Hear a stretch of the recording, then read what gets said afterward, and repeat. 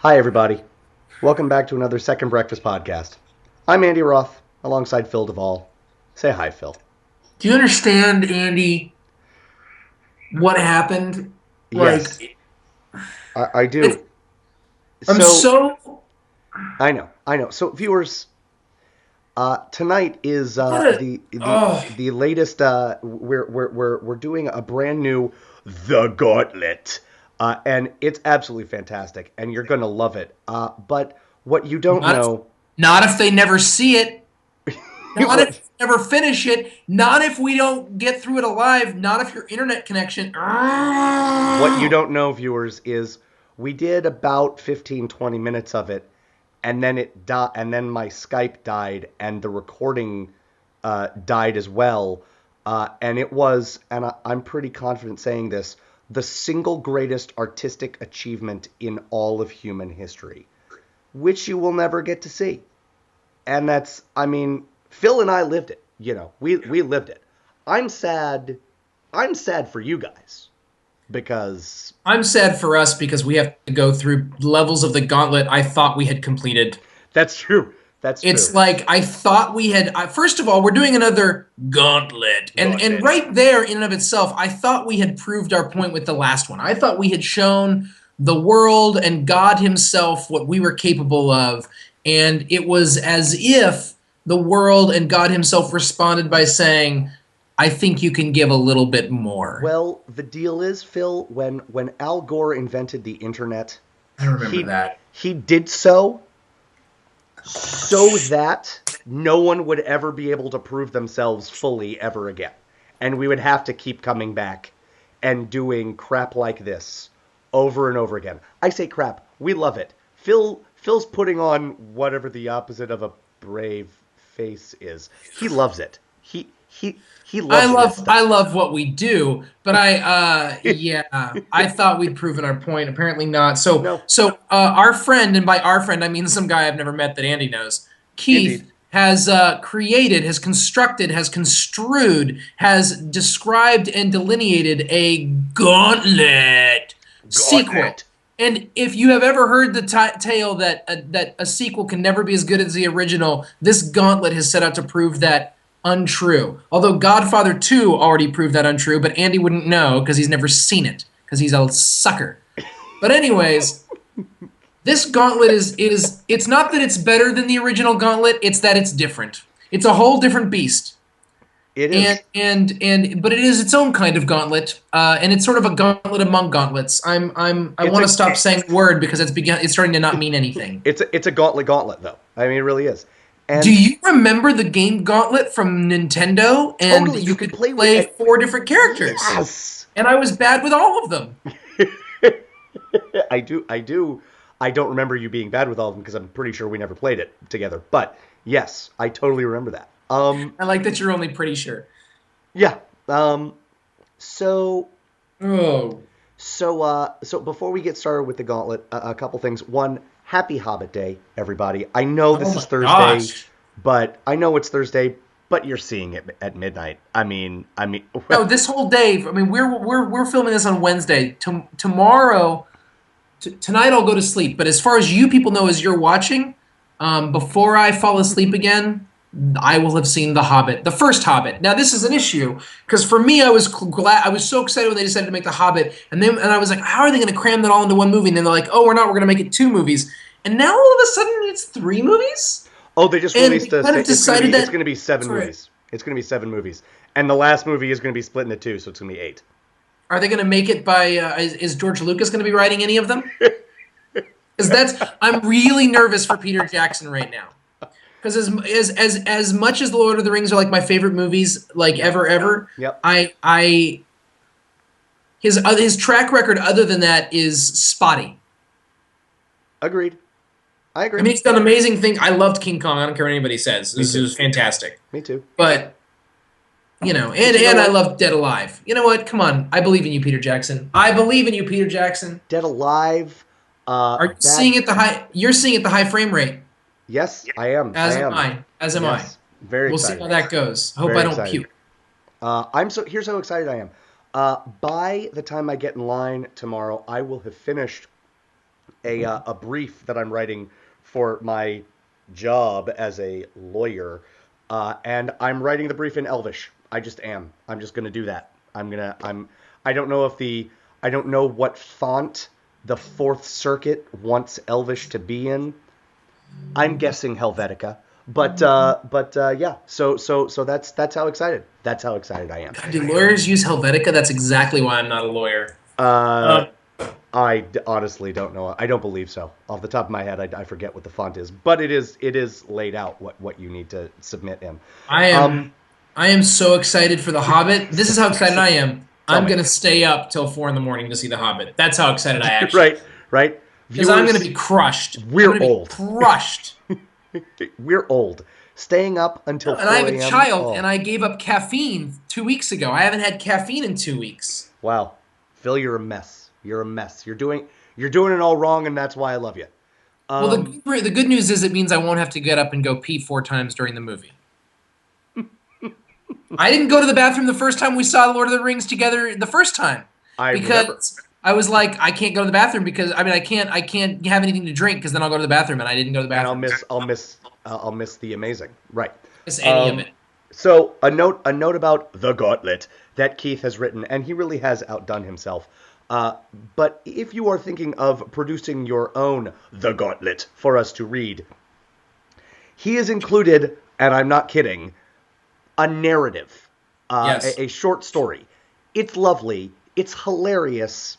It's not necessary. We are so desperate, we will take anything. Desperate for content, he means, Desperate for not content. not for love and attention. No, for those things too. I take it For back. those that come on, Um, right? it's true. It's true. If you listen, we love you for who you are, guys. You don't need to Yeah. be something else. You don't need to be Keith. You make your The Gauntlet. All right. Don't try to redo Keith's The Gauntlet. Can I say something? Please do. You're stalling. Start the gauntlet. Okay. Here we go. Okay. Okay. Allow Keith to set the scene. Hold on, I'm getting my like Kreskin like powers together here. Indeed. You wake up. The room is dark, except for a faint green glow. This normally is not a notable phenomenon, waking up in dark rooms, but you realize that this is not your bedroom. In fact, you've never been in this room before. You're not entirely sure how you got there either. The last thing you remember is attending the annual Apocalypto-themed Christmas party at the Gibsonian Institute, the outfit from which you still have on. Against your better judgment, you stood in the splash zone during the human sacrifice again, and your dress shirt is splattered with the makings of a future dry cleaning bill. You sit up and look around the room. The only source of light is from a neon sign above a closed door. It reads, The Gauntlet. The gauntlet. You realize how much you hate stories that open in media res. You get up and walk toward the door. If this were a movie, you think dramatic music would be playing. You hum some John Williams as you walk. The floor is a slightly sticky carpet and smells faintly of butter. Ew. You wonder if The Gauntlet It's like has a movie cons- theater. Hmm? It's like a movie theater. Yeah, ew. I stand by my ew. You wonder if The Gauntlet has a concession stand. It does not. You enter The Trash. Gauntlet. Part the first.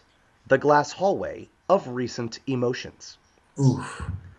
Without any additional explanation. See, right away, Oof. Keith, you're just a jerk. Without any additional explanation, name the last movie you, and he lists some things. I'm going to run through the list, and then Phil, I'm going to kick it to you, and we're just going to go back and forth, and we're going to say movies. Without any additional explanation, name the last movie you cried at, screamed in fear during, fell asleep during, applauded in the middle of, loudly laughed at something when no one else did, jeered at, walked out of before it ended. Phil, without any additional explanation, name the last movie you cried at. Wally. Moonrise Kingdom. Screamed in fear during. Cabin in the Woods. Rec 2. Fell asleep during. Attack Force Z. Attack Force Z.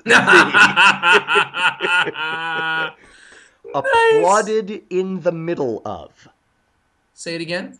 Applauded in the middle of. Inglourious Bastards. Fellowship of the Ring. Oh. Loudly laughed at something when no one else did. Lincoln. Argo. Jeered at. Social Network. Attack Force Z. Nice. Walked out of before it ended. In the Name of the King, a Dungeon Siege Tale. My condol. So you were the one who saw that. For me, No, I didn't see the whole movie. nice. For me, I'm sorry, Keith. I'm sorry, Phil. I'm sorry, viewers. It has never happened. I've never done it. That is the one and only time I have ever walked out of a movie. Yeah. Ever as an adult. As a child, I was yanked out of a couple movies. No explanation. Phil, it's not my rule. It's Keith's rule. We're living in Keith's world now. Oh, we're living in his gauntlet. All right, go on. We're living in his The Gauntlet. Part the second. There's a long subtitle here, so bear with me, folks. Part the second. Into the cage and through the security doors there and down the elevator we can't move and past the guards with the guns and into the vault we can't open. Nice reference. Well done. What's the most you would ever pay for a movie ticket for a random movie? Not randomly selected, just some movie that isn't causing your fanboy gland to swell to abnormal sizes. $20, $30, $50? Assume these are in today's prices. The Gauntlet, cares not for economics. I just can't see myself paying more than $15 for a movie in current prices. Really? That it's not something I'm totally nutso crazy about. I'm seeing The Hobbit the day after I see it the first time. I'm seeing it again, but that time on IMAX 3D, and I'm only spending like $13. Sure. So why would I spend more than 15 on something that I don't particularly like geek out about? That's the real question, Yeah. and I don't see a point. I really don't. Yeah, that's fair. That's fair.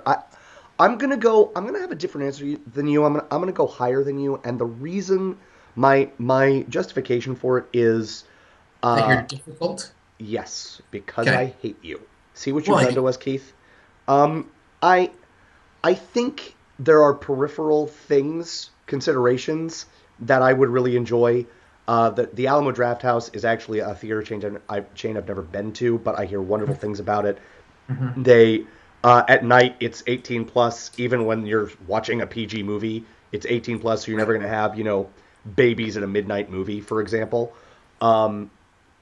It's you can get a beer if you want. The food is like actual real food. They throw people out for talking and texting.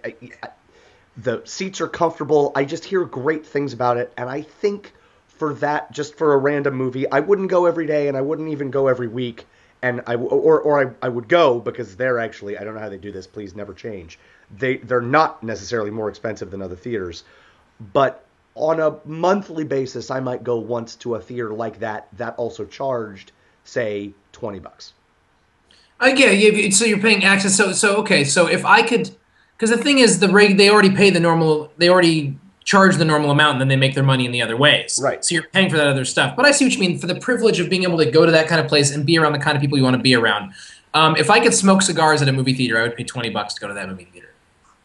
I would see a movie at a movie. What's that? Go. No, please finish. If I could go to a movie theater where it was like people went and smoked cigars and they had a good filtration system and I could sit and smoke a cigar and watch a movie, I would go to that movie theater. I would pay $20 for that movie theater. Nice. I might pay $20 to avoid going to a movie theater where people smoke cigars. That's every movie theater there is. So give it up, except unless you're in France. I mean, that's the point. We've lost this war. Okay. Oh, but Phil, every time I see a movie, it's in France. I went to the movies in France. I don't even know what that means. Twice. I've been in France twice, and I've been to the movies twice. Nice. Nice. Why do I fix everything I touch? Okay. And both of them were American movies. Awesome. So, anyways, okay. Moving on, still in part the second indication through the heavens.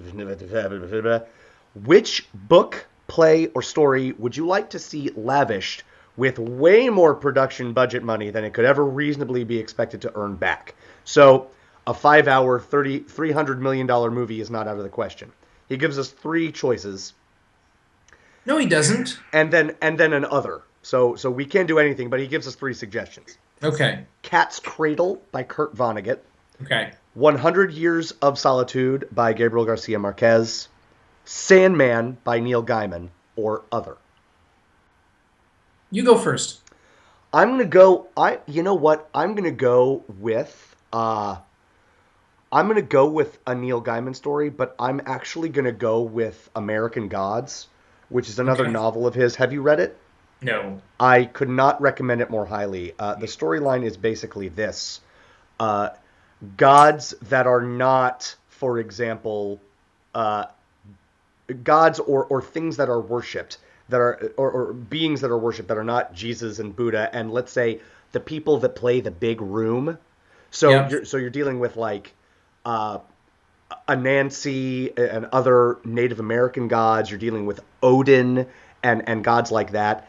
They are less powerful because people don't believe in them anymore, and so there is an elaborate plan to become more powerful. And it is one of the best novels I've ever read. And it is, and there are scenes in it that would cost $50 million just on their own.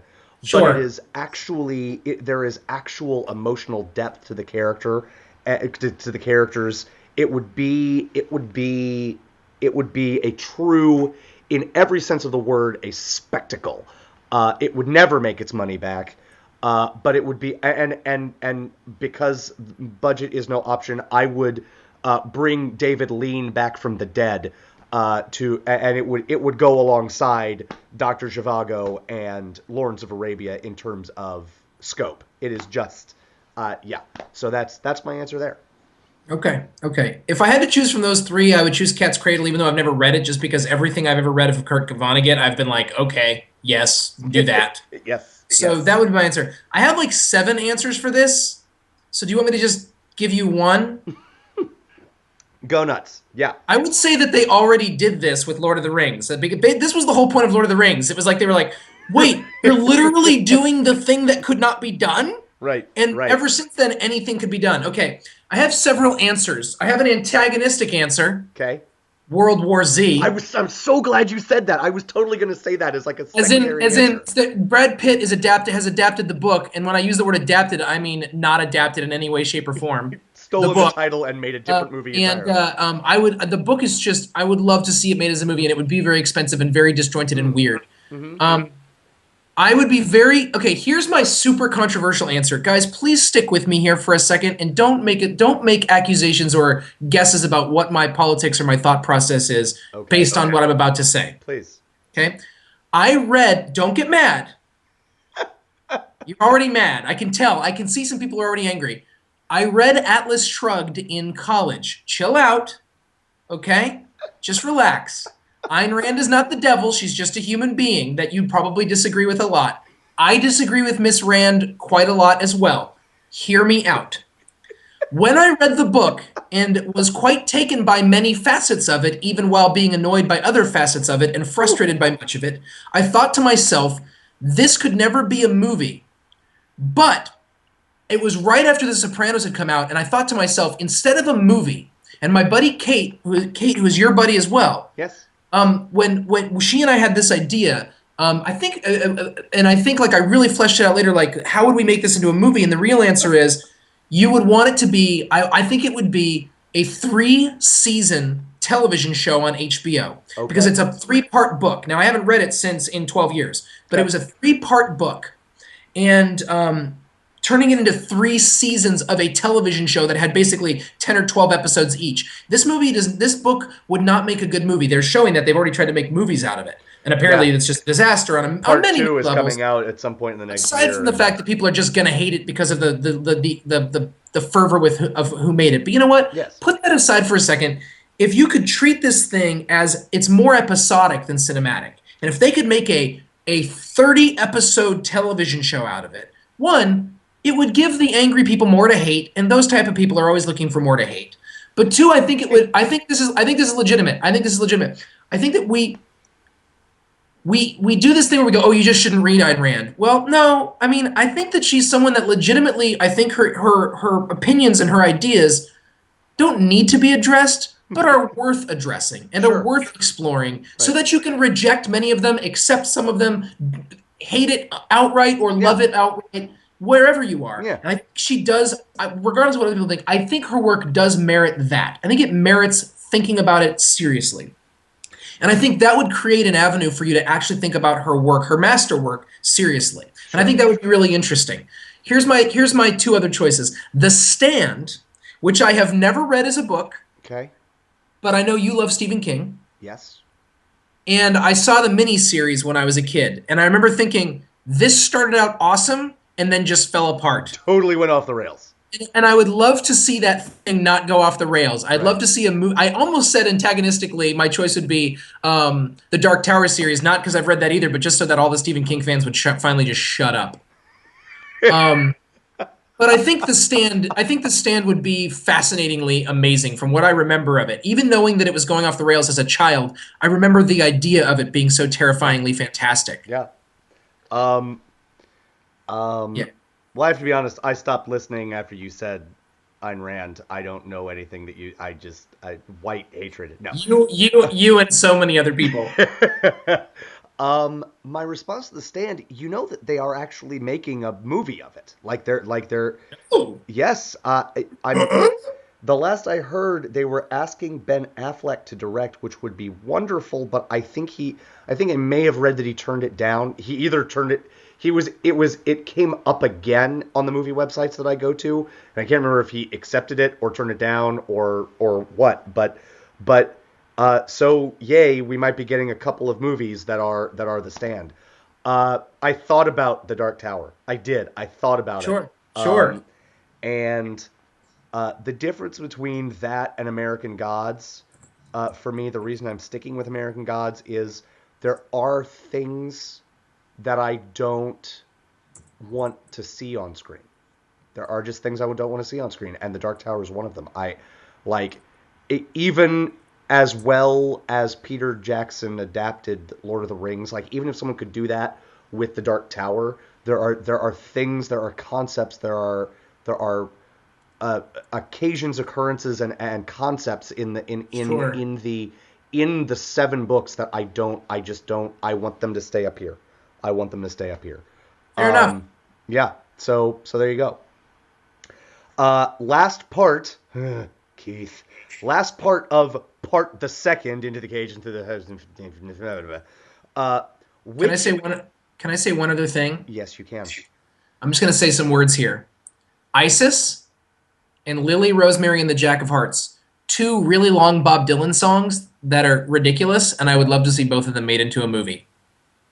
Or those 2 and Ballad of Frankie Lee and Judas Priest, which is incoherent and maybe my favorite Dylan song, maybe, or in my top 5. If he made just a vignette, 3 short films of those 3 songs made into movies, that would be that might be my real choice. All right, continue. Moving on. Which of the following big budget movies would you most like to see remade, not necessarily shot for shot, as a low budget indie flick? Armageddon, Troy, or Van Helsing? The movie would be played mostly straight, so no scary movie satire nonsense. Armageddon, Troy, or Van Helsing? Go. Van Helsing, unquestionably for me. I've never seen it, but when it first was being promoted, I thought to myself, now that's something I want to see. I'm becoming more and more fascinated with vampires. Yep. Not because of the crapulence of the Stephanie Meyer's stuff, but actually because vampires are terrifying and scary, real vampires that are actual vampires. Yes. And I'm starting to get interested in the whole mythology. I've been kind of concocting a screenplay that I'll never write and I'll just talk about like everybody else that says they're going to write something. Concocting a screenplay about a vampire. I'm really fascinated by the idea of doing a movie based on the guy who was going after a vampire, or just as a vampire hunter. If it Yeah. was done as a low budget indie flick, I think it could be pretty awesome. That's Whereas I don't see that being the case with Armageddon, and I don't see that being the case with Troy. I don't see like why right. Armageddon's greatness in its and greatness is in its Bombastic, over the top, yes, overproduced. Yes. yes. Um, Yeah. yeah. My answer is the same. I feel the same way you do about Armageddon. Troy. I mean, this is gonna sound weird, but I feel like that movie was actually pretty close to as good as it could have been. Like It was what it was. The Iliad is not my epic poem of choice. And there were some nice touches. My personal favorite is that the characters' personalities were mirrored in their fighting style. I really liked that. I thought like Achilles was, go go go go go. Hector was more defensive, and Paris was a weenie with a bow. Weenie. Yes. Yeah. So that's fine. And Van Helsing, frankly, horror is often best when it is low budget. So I actually kind of dig that, Keith. I actually want to see that. Right, Keith. Now it's your job to make that movie. Gauntlet. Wait. Yes. Yes. We threw the gauntlet back at him. We threw it. We picked it up and threw it back at you. Totes. Yeah. When you said my favorite epic poem, I was about to make fun of you because what a goofy thing to say. But then it made me realize one of my almost choices for a thing I'd love to do if money was no expense, blah blah blah blah blah, would be Dante's entire Divine Comedy. Sure. Right. Okay. Yes. Also the Book of Revelation. Sure. Okay. Moving on. Okay. That is the end of part the second. Havda. Part the third. The totally not racist, just period accurate combination Voodoo Temple, Indian Burial Ground, Pizza Hut, Taco Bell. Keith, man, you gotta get a hobby. Keith, some of your best friends are black, right? Come on. You have been cursed. For the rest of your life, every line of dialogue in every movie or TV show you watch will all sound to you and only to you like it is being spoken by a single character from another movie. Not the actor, the character. Fortunately, you have two choices and can pick one. Once you've made the choice, you're stuck with it. Yeah. Do you pick, and there are three couples, but we'll go through them one by one. Do you pick Dr. Evil from Austin Powers or Vito Corleone from The Godfather? Vito Corleone, unquestionably. Yeah, me too. Wait, why? Because Dr. Evil would drive me insane. The first month of hearing Dr. Evil's voice and nothing else would be the funniest thing ever, and you'd be laughing all the time, and then eventually you'd kill people. And then 2 weeks into month 2, I would kill myself. You'd have cotton balls in your ear, you'd be like slicing off pieces of your own face, and you'd just be like, no! Yes. Whereas if it was Vito Corleone, everyone would sound amazing. True. Couple 2. Pick one. Jar Jar Binks from Star Wars Episodes Crap. The other person. Whatever the other thing is. Or Short Round from Indiana Jones and the Temple of Doom. Clearly Short Round. That's like, like, No Time for Love, Dr. Jones. It's obvious to me. It's obvious to me. Yes. Keith, this Gauntlet section, not as tough as I thought it would be. No. Neo from The Matrix, this is our last couple here. Neo from The Matrix or Bruce Wayne as Batman from The Dark Knight? Neo. Completely Neo. Yeah. Totally. Just, all the time. Could you pass the bananas? I love it. I like my daughter crying. Wow. It's not everything you hear. It's every line of it'd be like clear eyes, full hearts, can't lose.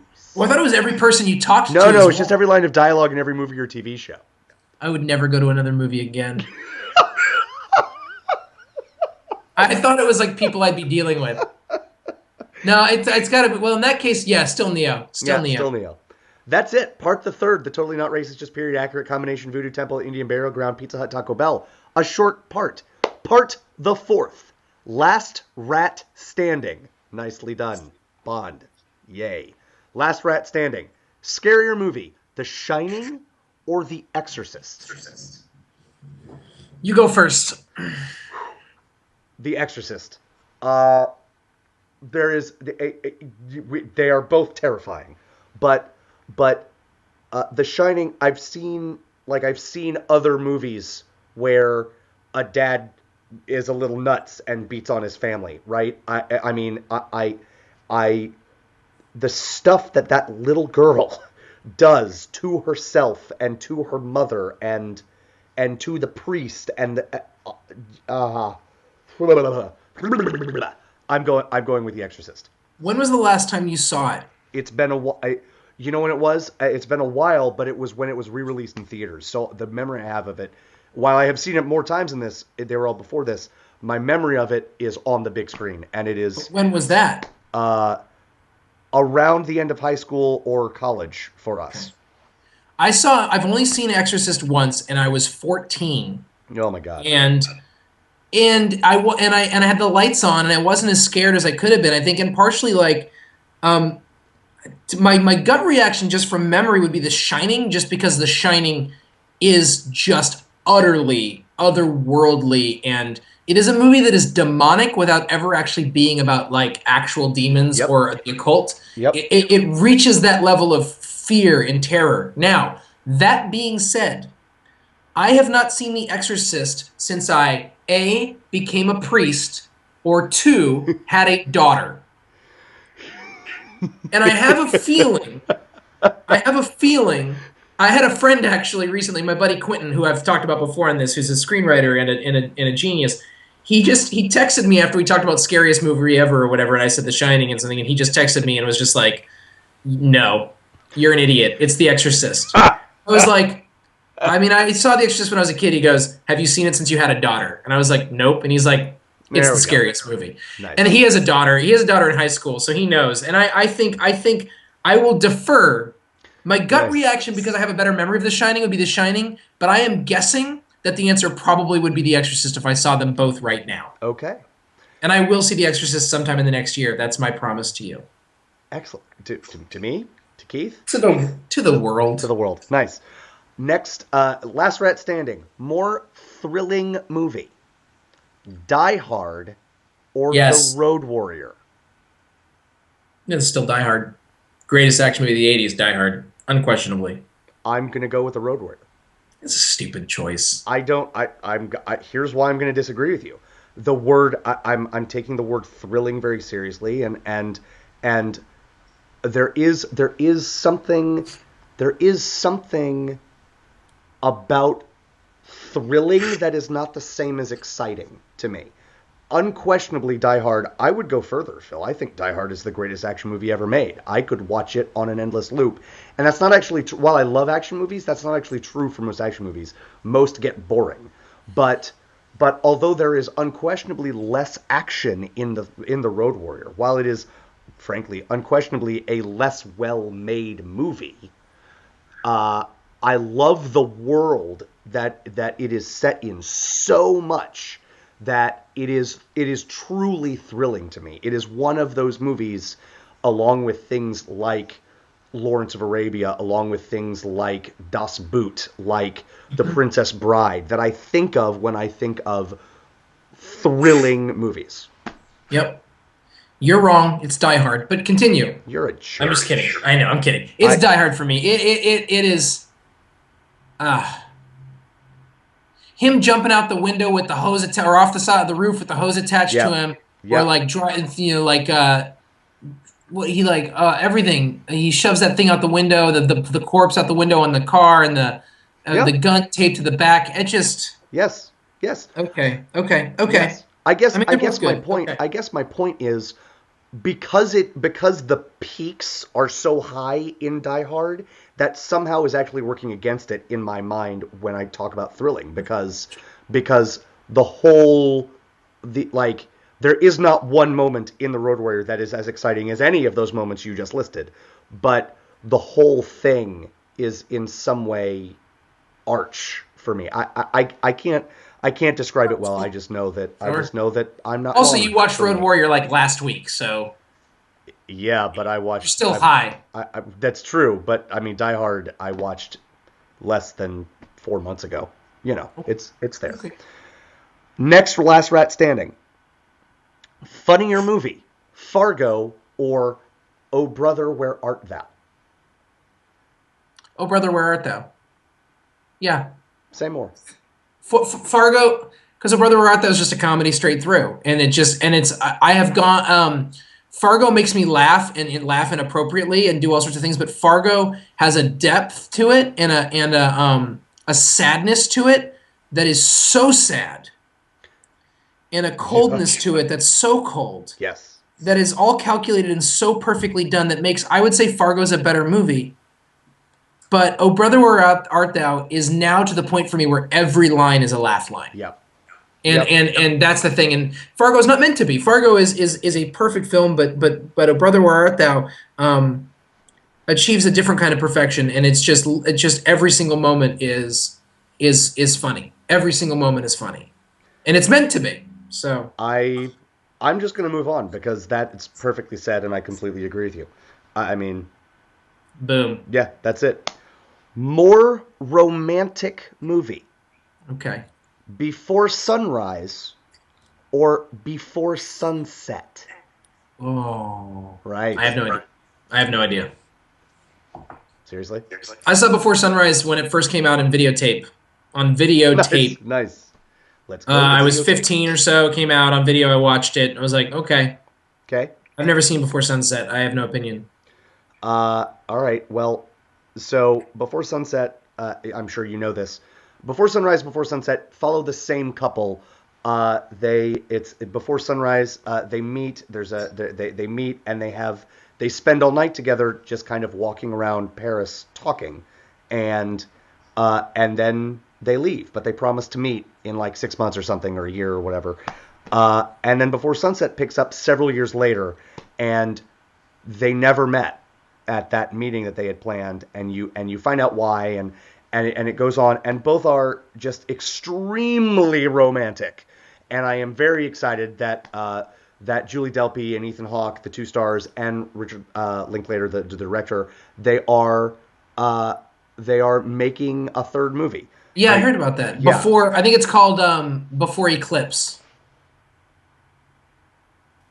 So that's the only joke I got. Before, well, I mean, there's a sunrise or sunset? What's left? Like before I the got nothing. eclipse?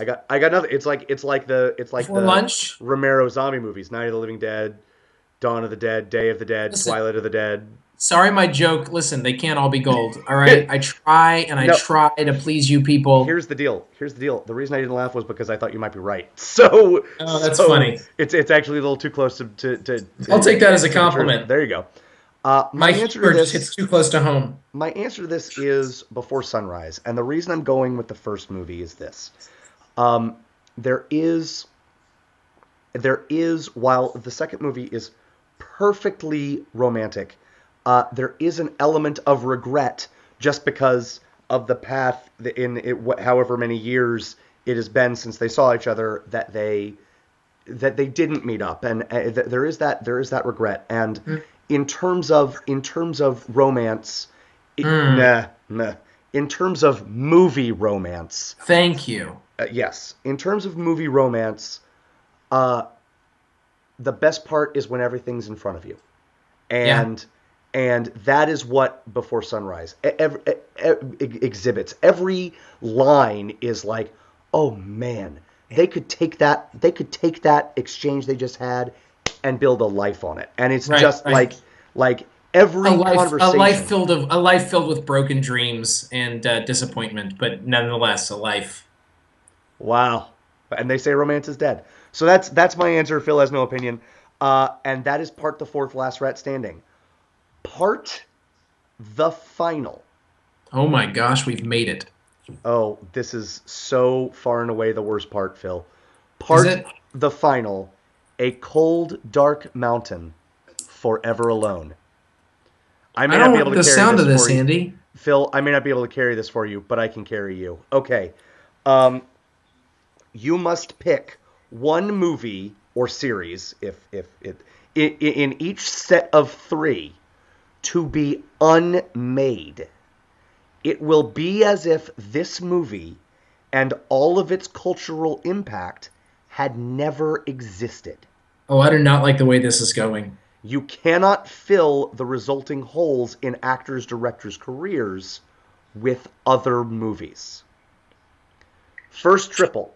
You ready? First triple. Memento. Okay. Children of Men. Oh. Pan's Labyrinth. Ooh. I see what he did there. Yeah, right. You see what he did. Can I say he threw down a gauntlet? Is what he did. That's what he did. Oh. What would you say? What's your answer? My answer is Memento. My answer is Memento, and I'll tell you why. And the only way I can explain it is by explaining why I wouldn't choose the other two. Yeah. Children of Men is actually my favorite kind of science fiction. I know you've said on this podcast and in our personal lives that you're not actually a science fiction fan, you're a Star Wars fan, but you've also said things like, I like the movie Moon. Right. Oh, and I loved Children of Men. I loved Children of Men. Exactly. I, without actually knowing that, because I'm not sure we've ever actually talked about Children of Men, although we may have. I knew you would, and that is what science fiction truly is to me. It's not, and I love Star Wars, but it's not blasters and space fights. It is examining ethical and philosophical dilemmas by pushing technology. And it's got to be thought provoking, and Star Wars is. I mean, it's pulpy and fun, and the hero's journey and all that stuff. But it's also, a titanic clash between good and evil. Whereas something like Blade Runner is the big thought behind it is, oh wow, it's really rainy and depressing. Blade Runner fans, please and don't. Daryl Hannah is crazy. Indeed, time to die. I like Blade Runner too, but Children of Men is that. It is one of the best science fiction movies I think ever made, and certainly in the last decade or so. Pan's Labyrinth. I'm going to say first off, that is an impossibly good movie. If you have not seen Pan's Labyrinth, that is the next movie you should watch. It is. I've only seen it once, and I can remember it almost perfectly. It is. I don't doubt it. It is beautiful. It is beautiful and haunting and sad and joyous and lovely. It's almost like if Moonrise Kingdom were a horror movie somehow, it would be Pan's Labyrinth. It's glorious. And on top of that, the reason I wouldn't want to get rid of it is this, because that is the movie that told Hollywood that Guillermo del Toro was more than just the guy who did Hellboy and the guy who did Kronos, Mimic, the low budget horror movies. Right. He is a truly visionary director, and yes. Pan's Labyrinth is what gave him the scratch, the capital in Hollywood to get anything he wanted to make made. So I love Memento, but it didn't really reinvent anything. It is as clever as it thinks it is, but it's not more clever than it thinks it is. So, and it's not nearly as clever as a lot of people think it is. So, I love it, but that's the one I'm unmaking. I was going to choose Children of Men first, and then I thought about the fact that it is. I can't get over the mythology of that film. It is a postmodern.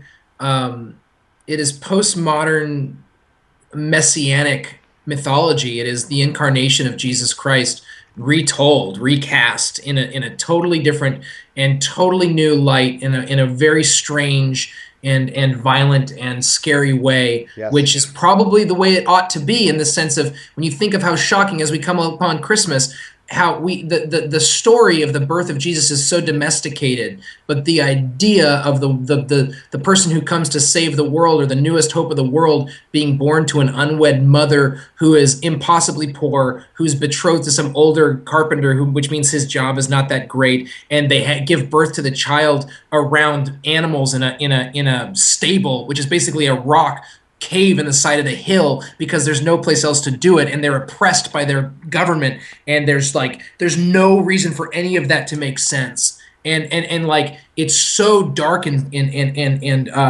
foreboding, and it turns into this domesticated, beautiful like thing, or like sort of prettified thing to some degree in modern day times, which is what it is. That's fine. Children of Men gets to the heart of that fear and that danger and that thing, in the idea of new hope and possible salvation in the form of a child, and it's fascinating from that point of view, and it blows my mind. Pan's Labyrinth, everything you said. I wouldn't want to. I almost picked that because I've only seen it once, and I don't love it. Like, I don't feel the way I feel about Moonrise Kingdom, but every time I think about it, I'm like, it's so scalded into my brain. Yeah. Memento is so inventive and clever and frankly disturbing on a lot of levels. Yep. And a lot of good levels. Yep. But here's the thing that really got me. Pan's Labyrinth so far is the best movie that Guillermo del Toro has ever made. Yes. That I've seen. No question. Children of Men, I don't know what other movies that guy has made, to be honest. Okay. Okay, do you? I should. Okay, but you don't. So that's okay that you don't, but so there. Yeah. Memento's nowhere near the best movie Christopher Nolan's ever made. That's true.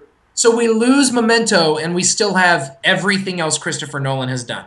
And to some degree, I think his movies have only gotten better ever since then. Yes. So I choose Memento as well. Get rid of Memento. Oh, what an awful thing to do. Yes. It's Keith Porcaro, I do not like this decision you've made. Yeah. The one thing I will say on behalf of Memento, I saw it. A dear friend of mine, you know him as well, JJ. JJ. He saw it, and he is not a moviegoer, and he's like, "You have got to see Memento." And I was like, "Okay." He's like, "It goes backwards," and I said something. It's set up so perfectly for me to just eat my words later. I was like, "If it moves back," because he mentioned there being a twist. He's like, "How can there be a twist if it moves backwards through time?" Right. He's like, "Trust me, it finds a way," and he was right. He was right. So good. Children of Men, director, by the way, also known for Y Tu Mama Tambien, which is great. He was the director of the third Harry Potter movie, which a lot of people think is the best directed. I happen to not. Alfonso Cuarón, very talented. Yeah, so there Fantastic. You go. The next triple. Oh boy. Unmake one of these. Up. WALL-E. What? Finding Nemo.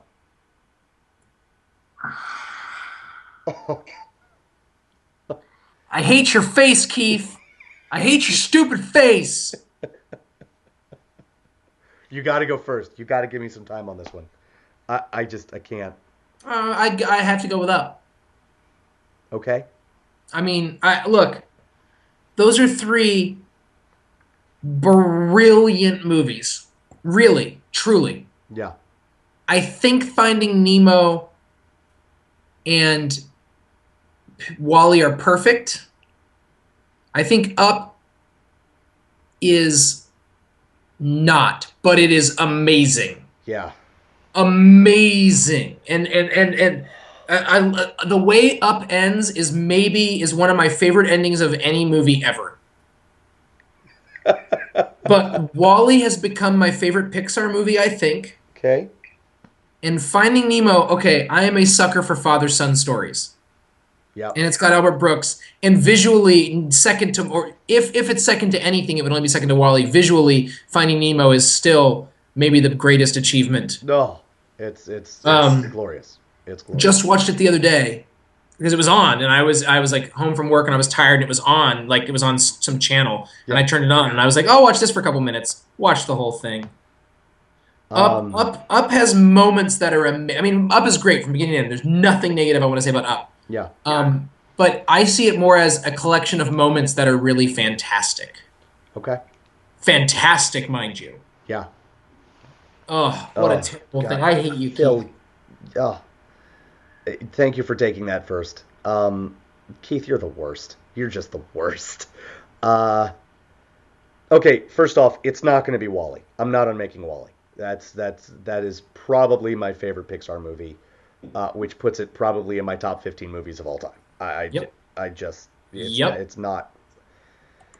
So my decision is between Up and Finding Nemo, and I think I agree with you. I think I have to go with Up, and while while that kills me, the thing that makes me feel a little better is that in terms of story structure, Mm-hmm. um, like being revolutionary in terms of how they tell a story, not just what the story is that they're telling. The brilliant, heart-shattering beginning to Up, Oh.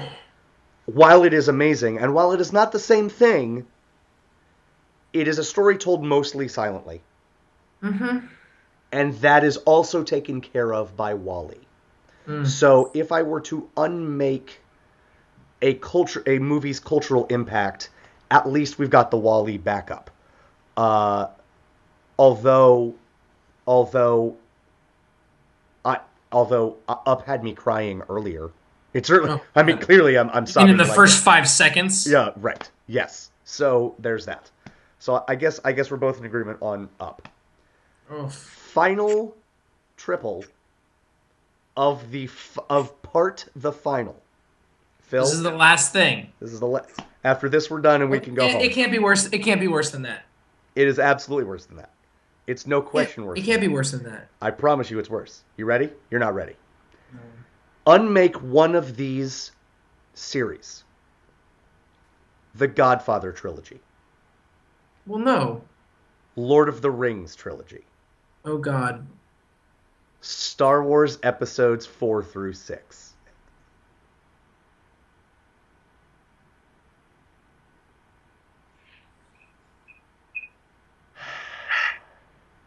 There's so much hatred in my heart right now.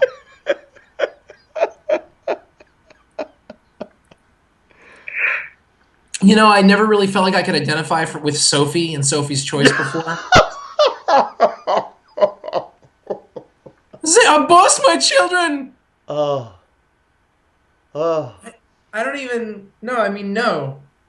No. I can't. No, You that's have not to. right. You have to. I can go first. I can go first, give you some time. You have an answer already? I mean, yeah, I do. Oh, you're a bad person. Phil, this is not news to me. This is not news. Yeah. Oh, okay. All right. I'm only doing this to give you time. I expect an answer here. All right? All right. Okay. My answer, perhaps unsurprisingly, is the Godfather trilogy. But not for the How would reason you you might know? think. How would you know? Stop it. Not How for would the you reason know? might You've think. never. You know what? You know what, Phil? I know you're angry right now, but you're not angry with me. You're angry with Keith. All right? Focus your anger where it's deserved. Okay? It is true I have not seen the movies Godfather 1 and Godfather 2. I have seen the content. Explain how to people who didn't catch before Okay. and don't know why you're terrible. Okay. Francis Ford Coppola re-edited the two movies and added a couple of incidental scenes, very short apparently, they don't make much of a difference at all, into chronological order. So basically what you have is the Robert De Niro scenes from Godfather Part 2, then The Godfather, then the end of The Godfather Part 2. And it was on in the very beginning days of pay cable. It was released on like HBO or something, and there are people there. I've read. I mean, I don't really know much else, so I can't say if he's a critic I trust or not. But I had a book of Leonard Maltin's reviews, and he says it is the equal of those two movies. It's a hole in my resume. Obviously I need to watch the Godfather trilogy as it was originally intended by the director as three separate movies. But and I will say this: I have not seen all of the Godfather Part 3. I've seen most of it. But the reason I am choosing the Godfather trilogy is this: one,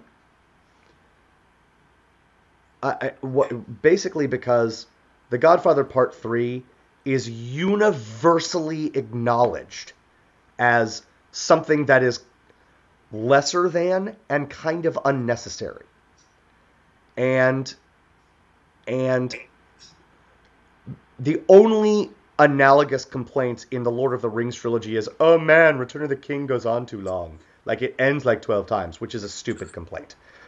And the only thing in Star Wars, the original trilogy, that is oh man, the Ewoks are stupid, which is also a stupid complaint. Thank you. It is a stupid complaint. I You love the love the Ewoks Ewoks. more than I do, but I love the Ewoks. Like I don't think I've made that clear to you. I love the crap out of them. You just happen to love them more. Uh, and so I can't touch either of those. I can't touch either of those because to the extent that three movies can be perfect, they are as close to perfect as those can be. And purely because of Godfather Part 3, I mean, and also in terms of cultural impact, I feel like there's still going to be a Sopranos without it. I feel like there's still going to be Scarface without it, which I don't actually care about. I don't think Scarface is all that great. Um, I, It's not. yeah, I What about Lord of just the Rings? What about Lord of the Rings? um, in terms of cultural impact, I mean, well, geek and nerd culture is now ascendant, and I think those movies had a lot to do with it. But I would be okay if I were a geek off in the wilderness. That's not why I'm keeping it. I'm keeping it because I love them and I think they're amazing. Um, and and because I don't even have a problem with the endings of Return of the King. So that's my answer. Shouldn't. They're amazing. I know. You're up, big guy. You're up. Um, Based on this premise, would there be Lord of the Rings if there was no Star Wars? Yes. Why? Cultural impact of Star Wars. There were blockbusters before Star Wars. There were blockbusters before Star Wars. There was Jaws. Yeah, There but I were the mean, Indiana okay. Jones movies. There were the Rocky movies, the Die Hard movies. Here's my Those were, problem. yeah, I can't please. say Godfather because I can't. Because Okay. the third one is everything you said it was, and the first and second make it so not matter. I would watch the third one as many times as I needed to just so I could watch the first and second one. That Okay. it is it's not, oh well, we did have Sopranos, we wouldn't have Scarface. Whatever, man. We wouldn't like it is a definitive film. It is definitive of what filmmaking is supposed to be and what like every like and it's so okay. It's not The Godfather. I have to get rid of either Star Wars or Lord of the Rings. Lord of the Rings is my other than Pulp Fiction my favorite movies of all time. Star Wars is my entire childhood.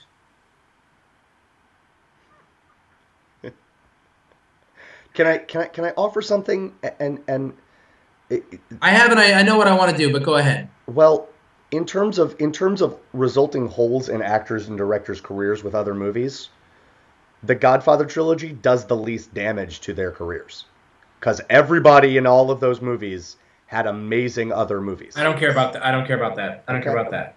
All right. I'm getting rid of the original Star Wars trilogy, Andy. And I here's don't believe why. you. Please tell me. I'm stunned. I'm stunned. It means no more George Lucas. I never have to think about him again. Never have to worry about George Lucas. If I hadn't loved the way I loved, I'd never get my heart broken. I can't. I mean, literally. Or I choose Lord of the Rings, and it's just like. And here would be my reasoning for Lord of the Rings. Are you ready? Because I can think of what life is like before Lord of the Rings, but I can't remember what my life was like before Star Wars. Wow, that's well said. That's really well said.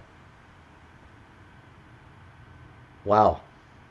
Um, I just I we're done with the Gauntlet, everybody. You know we're done with the Gauntlet because I can't even say it in the deep voice. Look at Phil. Look at Phil. He's a broken man. Keith. Good God. Make is my choice. You, Keith. I'm so sad right now. We are broken men. We are broken men. Wait, you know what? I just had a realization. Tell me. We're through the gauntlet now, right? Yeah. Okay. My answer doesn't mean anything. Right. I'm gonna go make up with Star Wars right now. I'm not really. I'm not gonna watch Star Wars again until they release it the way they're supposed to. But Amen. yeah, I feel good about this. Star Wars. I'm okay with. I did that. I did that. Okay. Wow. I feel Wow. so dirty. I feel You're so dirty you right are now. you are you are you're a man of principle, my friend. And Keith, um, go to hell. You're You go to just hell and you, Keith. I say this with all the Christian love in my heart. You go to hell and you die. Because that was just unfair. I'm uh, kidding, Keith. I forgive you. I love you. I love your enthusiasm for movies. I think you might be the Antichrist, but I mean, whatever. I Time will just tell. Time will tell.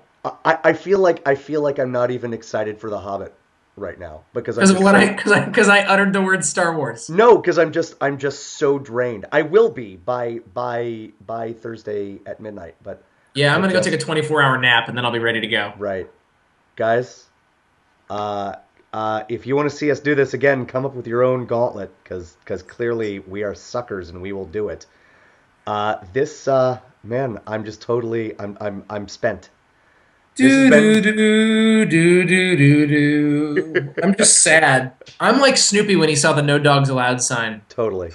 Um, this is guys. This has been another Second Breakfast podcast. Happy Happy Hobbit Day, I guess. Happy I'm Hobbit Day, people. I'm Andy Roth, alongside Phil Duvall. Enjoy the Hobbit. We'll see you tomorrow for the mailbag. Yeah, And mailbag baby. and hopefully by then I'll be over what we just did. Yeah. You have a good night. We'll see you again real soon. May the ring be with you. Well done. Bye bye. Bye bye.